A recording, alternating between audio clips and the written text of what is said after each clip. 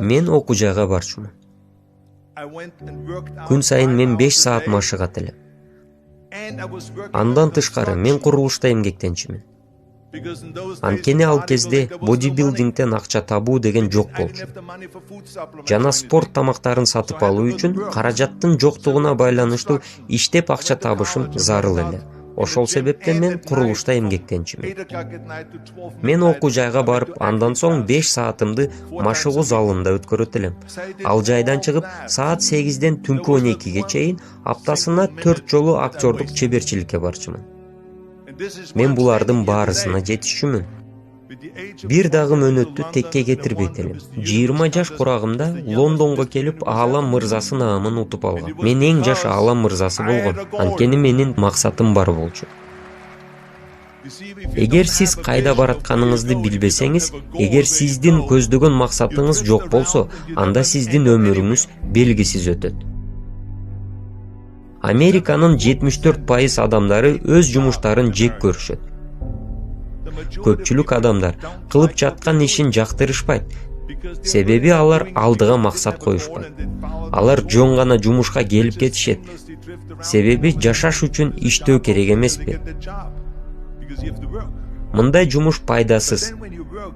Анткени ал эч кандай бакыт алып келбейт.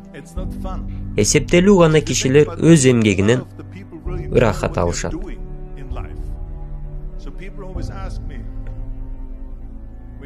Менден ар дайым сурашат болчу. Эмне үчүн сен 5-6 саат машыгып, чарчап турсаң дагы жүзүңдөн бакыт кетпейт деп. Башкалар сен сыяктуу эле машыгышат, бирок алардын жүзү чарчаң. Эмне үчүн мындай дешчү?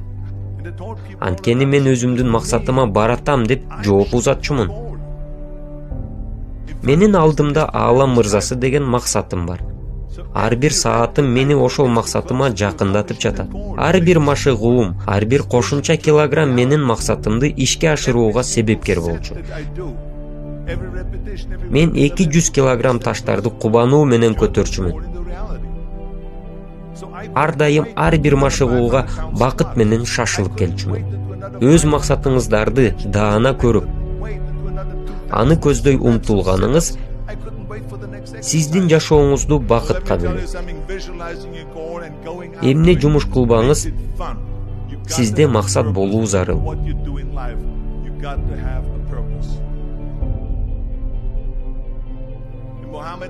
Мухаммед Али 7 терине чейин машыгат болчу.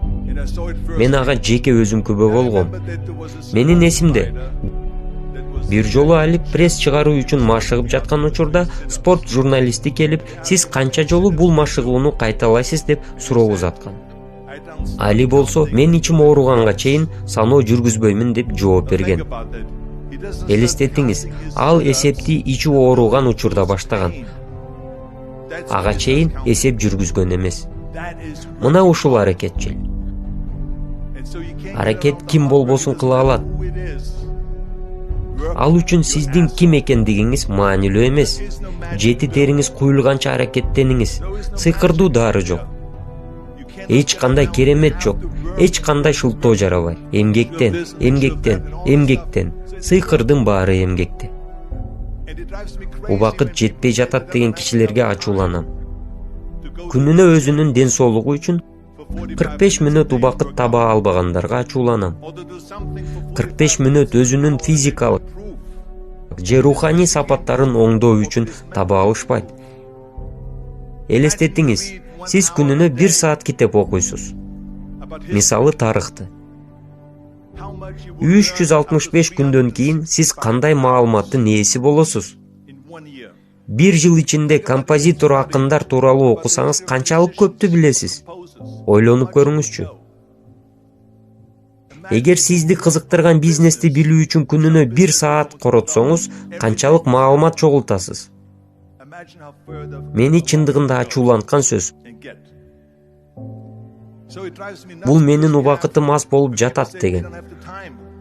1 суткада 24 саат бар. Сиз 6 саат уктайсыз. Сизде 18 саатыңыз калат. тиги жерде бирөө башын чайкап жатат. Жок, мен 8 саат уктайм деп жаткандай өңдөнөт. Туурабы? Андай болсо азыраак уктаңыз. Ошентип 18 саат убактыңыз калды. Жөнөкөй адам 8-10 саат эмгектенет. Мейли, 10 саатты алып салалы. 8 саат калды. Жолуңузга 1, макул 2 саат кетсин деле. 6 саатыңыз калды. Аны сиз кантип коротосуз? Эмнелер кирет бул 6 саатка? Тамактанууга бир аз кетет. Башкалар менен пикир алышасыз. Көрүп жатасызбы канча саатыңыз бар экендигин? Эгер сиз өз күнүңүздү пландасаңыз, аракет тынымсыз болуусу шарт. Мен кошумча планды жактырбайм. Эмне үчүн экендигин мен сиздерге айтам. Анткени дүйнөдө күмөн санагандардын саны өтө көп. Биз аларды мурда жок дегендер деп атап койчук. Көп адамдар жок дешип, кээ бир нерселерди мүмкүн эмес дегенге айлантышат.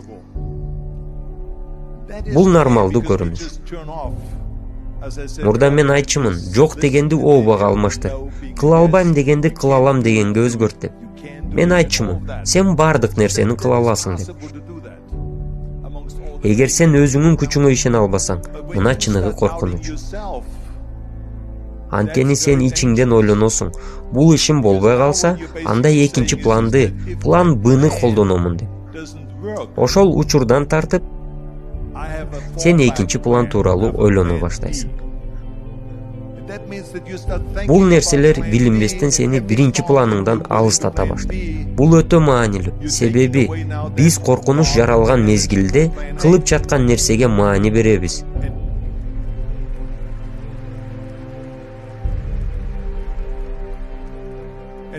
Ал эми план Б деген бул коркунуч жок дегенди түшүндүрөт. Башкача айтканда, баштаганым болбой кулап калсам, кайра башка нерсени кыла берем. Себеби менде план Б бар деп ойлошот. Бул жаман. Адамдар коркунуч жаралган жерде ийгилик жаратышат. Адамдар спортто же башка тармактарда ийгилик жаратуусунун негизги себеби анткени аларда план Б жок болот. Чындыгын айтсам, менде эч качан план Б болгон эмес.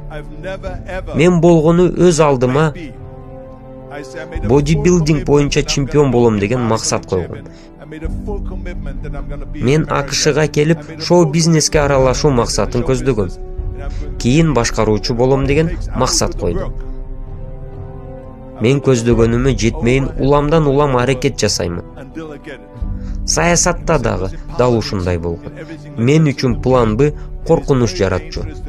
Анткени мен өзүмдү чектеп койгонмун. Көптөрүнүн кошумча пландуу болуусунун негизги себеби алар ката кетирүүдөн коркушат. Балким мен ката кетирсем, менин эч нерсем калбай калат деп ойлошот. Ката кетирүүдөн коркпогула. Анткени ката кетирүү бул нормалдуу нерсе. Ийгилик тепкичинен көтөрүлүү үчүн катачылык зарыл. Катасыз эч бир адам жок.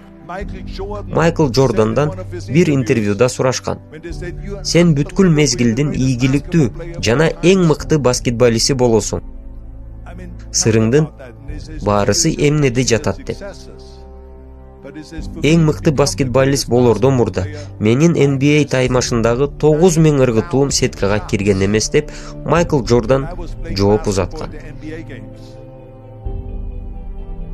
Элестетиңиз. Ийгиликтүү баскетболисттин 9000 ыргытуусу ийгиликсиз болгон. Андан ал ийгиликсиз болуп калдыбы? Жок. Ал тарыхтагы эң мыкты баскетболист болду. Бирок учурунда ал 9000 ийгиликсиз ыргытуу жасаган. Бул нормалдуу көрүнүш.